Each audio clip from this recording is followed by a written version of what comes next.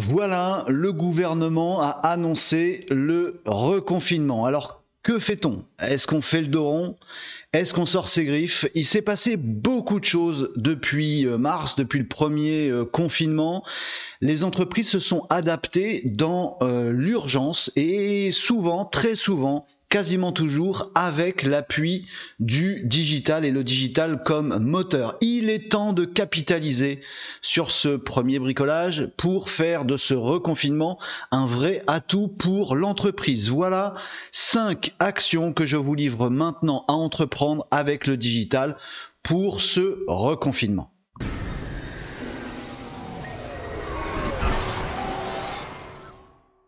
Assurez-vous d'être abonné à ma chaîne YouTube et activer la petite cloche pour ne rien louper des prochains sujets. Alors, reconfinement, 5 actions digitales à entreprendre maintenant. On commence avec la première des choses, c'est d'apprendre de ce qui a pu se passer lors du premier confinement. Il s'agit de capitaliser là-dessus, de ne pas reproduire les erreurs, mais de bien apprendre du meilleur dans ce second confinement, parce qu'il va se passer beaucoup de choses. La première des choses, c'est de voir tout ça comme une opportunité. Il faut positiver, il faut savoir saisir les vraies chances que propose, bon gré mal gré, cette situation parfaitement chaotique, on va se le dire.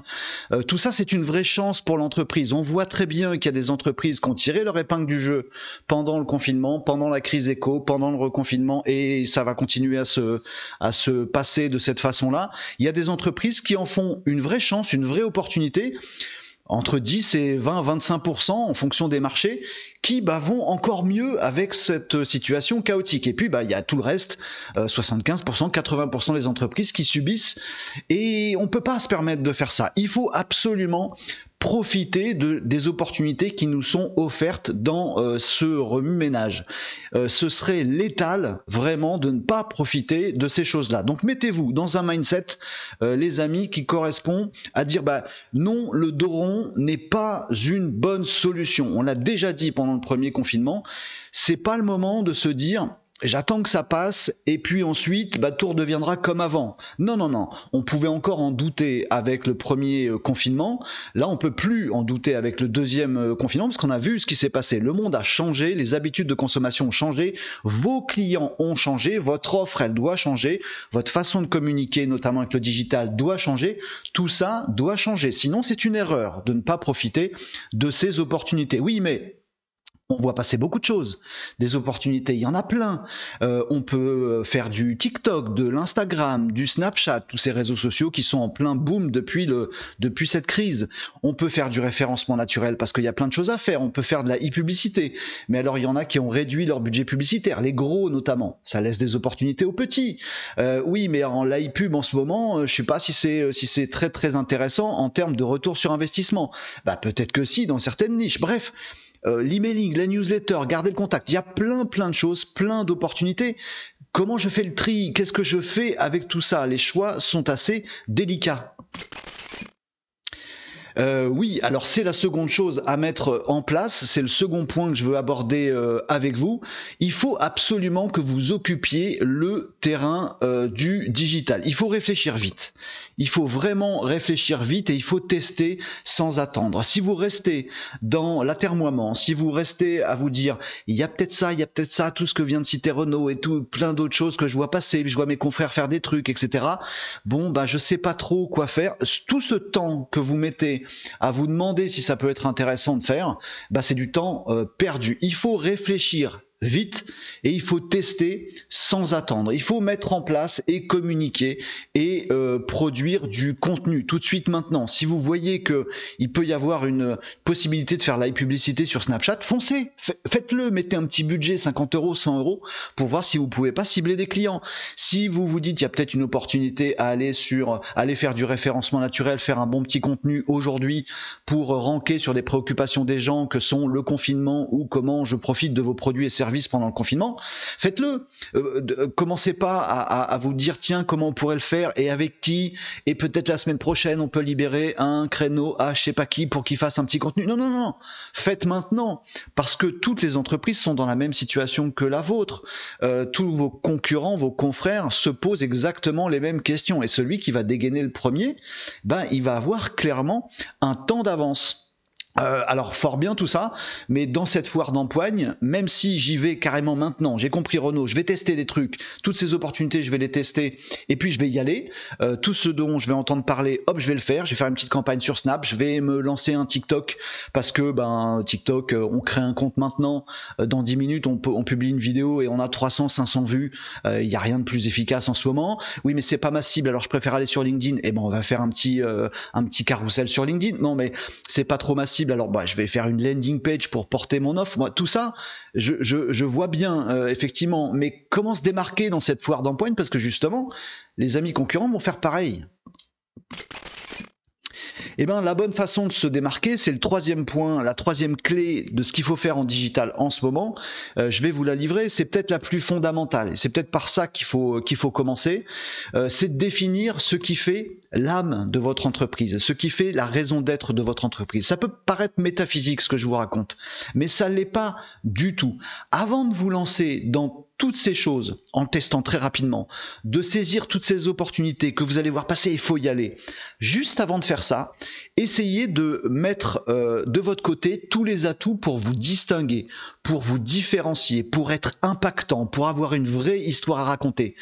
Si vous êtes boulanger et que vous faites du pain et que vous allez sur je sais pas quelle opportunité pour dire je fais du pain, c'est bien, vous occupez le terrain, mais vous distinguez pas de tous ceux qui font aussi du pain. Vous voyez ce que je veux dire avec mon exemple? C'est pareil dans vos domaines, quels que soient vos domaines.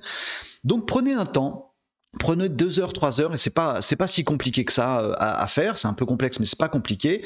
Définissez ce qu'est l'âme de votre entreprise. Ok, il y a votre catalogue, vous faites du pain, mais comment vous le faites? Essayez de poser sur un papier, sur un post-it, avec vos collaborateurs si vous avez envie, essayez de poser du comment vous faites votre boulot. Nous, on le fait en proposant d'abord de l'écoute. Nous, on le fait en ayant une offre packagée particulière. Nous, on le fait en faisant gaffe à la sécurité ou je sais pas trop quelle problématique est importante en ce moment. Bref, vous avez forcément des comment à raconter. Pourquoi c'est pas du tout métaphysique ce que je vous dis? Parce que si vous avez plutôt que du quoi, des comment, vous allez pouvoir occuper le terrain, comme je vous l'ai dit juste avant, mais en vous démarquant des concurrents. Ils vont tous dire qu'ils font du pain, et vous allez dire, nous, on se lève la nuit pour vous rendre un moment absolument inoubliable en triant des farines, ou en faisant du bio, ou en faisant je sais pas trop quoi. Et là, votre façon d'occuper le terrain va avoir en plus beaucoup plus d'impact et tous les gens vont venir vers vous. Il faut prendre le temps de faire ça. Même si la situation est urgente, il faut juste prendre une demi-journée pour poser vos comment et surtout poser votre pourquoi. Pourquoi vous faites votre business? Pourquoi vous le faites de cette façon-là? Qu'est-ce qui vous anime? Qu'est-ce qui vous meut? Et vous verrez que dans cette période de confinement et dans ces périodes de crise, les gens vont particulièrement s'attacher à pourquoi vous faites les choses comme vous les faites. Et toutes les entreprises devraient poser leur pourquoi et leur comment avant d'occuper le terrain digital. Vous verrez que ça aura beaucoup plus d'impact. C'est la troisième action que je vous propose, probablement la plus fondamentale. Alors, ok. Très bien, je vois bien le fondamental, je vois bien l'essentiel, je vais définir pourquoi je fais mon boulot, je vais définir comment je le fais et je vais avoir un impact phénoménal sur ce que je vais pouvoir raconter sur le web. Et puis j'ai compris qu'il fallait que j'occupe le terrain et que je saisisse toutes les opportunités. Ok, mais des opportunités en ces temps troublés, et ça va être encore pire ou mieux selon comment on voit le verre à moitié plein ou à moitié vide avec ce reconfinement, par quoi je commence? Je vais peut-être pas pouvoir tout faire, j'ai peut-être pas les ressources, peut-être que dans votre entreprise vous êtes tout seul, vous avez toute votre journée à faire, toutes les emmerdes du moment, faut pas perdre les clients, faut faire en plus tout ça, et il va falloir que je fasse un tri.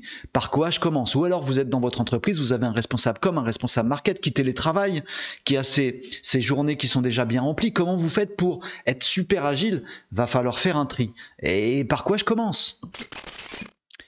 Eh bien, c'est mon quatrième point, les amis, dans cette situation de crise et avec le digital. Commencez par ce qui compte vraiment pour le développement concret de votre business. On n'est plus dans ce reconfinement à l'heure juste pour faire de la com. On est à l'heure juste pour faire du marketing. Ce que je suis en train de vous dire, les amis, c'est que avec toutes ces opportunités qu'il faut saisir, avec ce fondamental de votre pourquoi et de vos comment que vous allez mettre en avant demain, avec tout ce qu'il y a à faire, vous ne pourrez pas tout faire. Commencez par ce qui compte, non pas pour vous, mais pour vos clients. Posez-vous 1 heure ou 2 à définir quel est le parcours de votre client. Et c'est très très important, les amis, parce que le parcours de votre client, il change. Il a radicalement changé lors du confinement. Il a radicalement changé post-premier confinement avec cette crise et ces atermoiements, et il va continuer à changer pendant ce reconfinement. Si vous continuez à faire comme vous faites depuis 5 ans, vous allez vous gaufrer, vous planter. Posez le parcours de votre client. Ah bah mon client maintenant, il préfère se renseigner d'abord sur le web. Mon client d'abord, il veut du contenu informationnel. Mon client d'abord, il veut une petite visio avec moi pour pouvoir enclencher quelque chose. Mon client, il veut avoir un test de produit avant de se lancer vraiment. Mon client, il veut être sûr des délais pour pouvoir... Bref, votre client, il a des problématiques dans sa tête. Il faut absolument que vous vous mettiez dans la peau de votre client et vous dessinez, vous écrivez le parcours de votre client. Il se pose ça comme question.